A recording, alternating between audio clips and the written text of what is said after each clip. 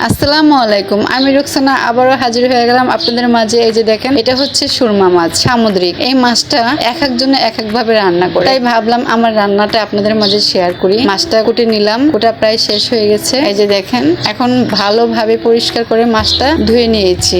তারপরে হচ্ছে একটা ফ্রাই প্যানে তেল গরম করে নিয়ে নিলাম, পেঁয়াজ কুচি দিয়ে দিলাম, ভালোভাবে ভেজে নিলাম পেঁয়াজগুলো। এখানে আমি রসুন বাটা, তারপরে হচ্ছে আদা বাটা পরিমাণ মতন দিয়ে পেঁয়াজের মধ্যে ভালোভাবে ভেজে নিলাম, যাতে গন্ধটা না থাকে। এখন আমি অল্প পরিমাণ মতন পানি দিয়ে এখানে এক এক করে হলুদ, মরিচ, ধনিয়া, তারপরে হচ্ছে স্বাদ মতো লবণ দিয়ে তারপরে এখানে অল্প একটু পানি এড করে দিলাম। ভালোভাবে মশলাটা কষাবো। এখানে আমি কিছু কাঁচামরিচ দিয়ে দিলাম। মশলাটা কষানোর জন্য 10 মিনিট রেখে দিব এভাবে। এখন আমি বারান্দা চলে গেলাম। বারান্দা যেয়ে লেবু পাতা নিয়ে আসলাম কিছু।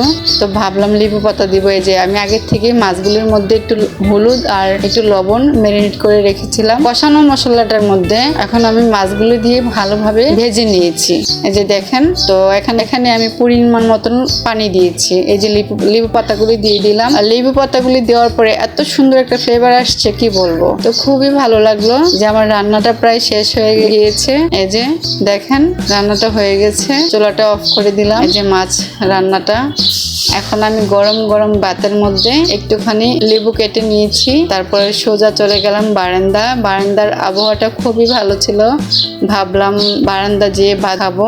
এই যে দেখেন, মাছটা এত মজা লাগছিল, কি বলবো। আর খুব সফট ছিল মাছটা।